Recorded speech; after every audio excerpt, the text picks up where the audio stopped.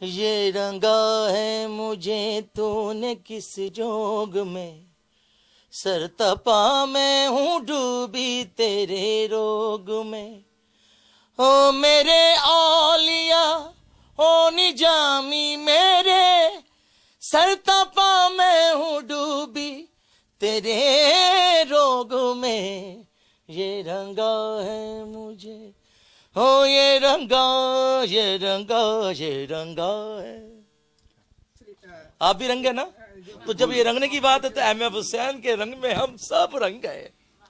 और एक आखिरी सवाल, मैंने सुना है कि जंजीर भी आप कर रहे हैं, तो क्या कुछ प्रोजेक्ट है और आपके कितने गाने होंगे उसके बारे में कुछ नहीं, बताएं। वो मेरे गाने काफी आप लोगों ने सुने, आप सब जानते हैं। जंजीर की बात जंजीर के टाइम करेंगे, अभी तो सिर्फ only my friend Hussain. Okay, thank you. जैसा कि अभी बरखा ने कहा कि ये उनका बायोपिक नहीं है, कहानी कुछ दोस्तों की है जो हुसैन साहब को तब से जानते हैं जब हुसैन साहब नहीं थे। और ये एक ऐसा एक जर्नी है और उनका एक जीवन के वाकया हैं जो हम इस कहानी के दौरान कहेंगे।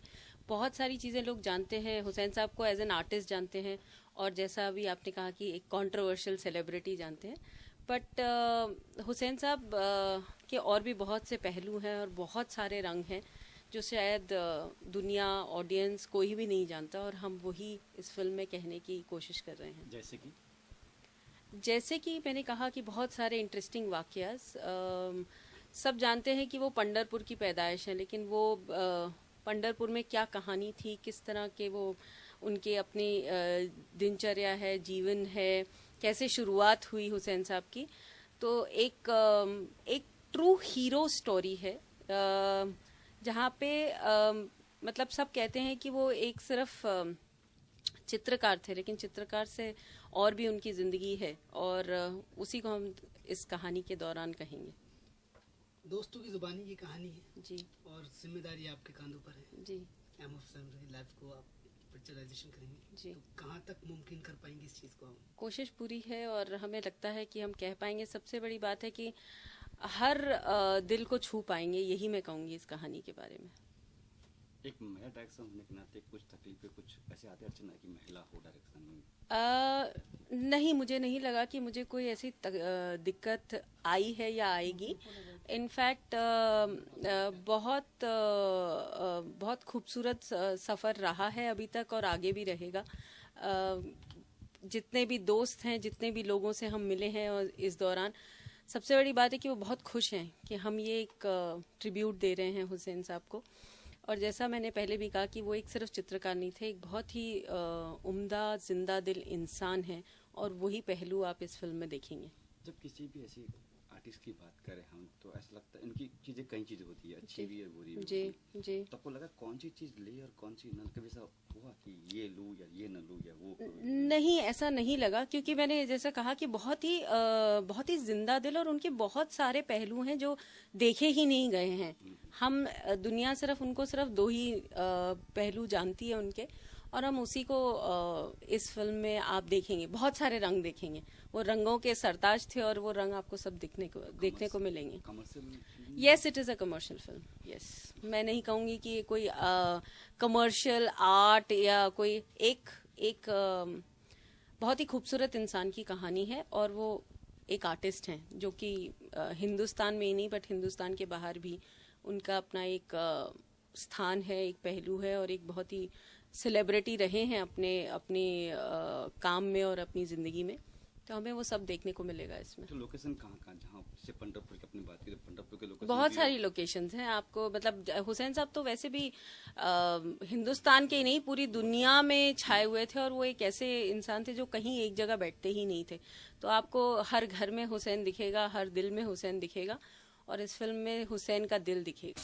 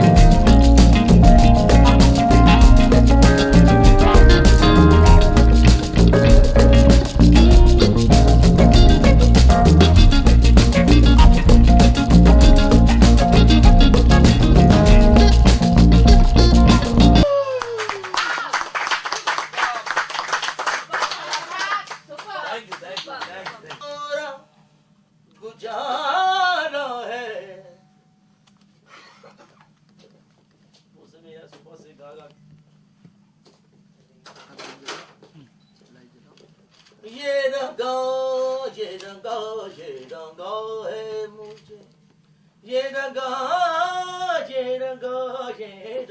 है मुझे, ये रंगा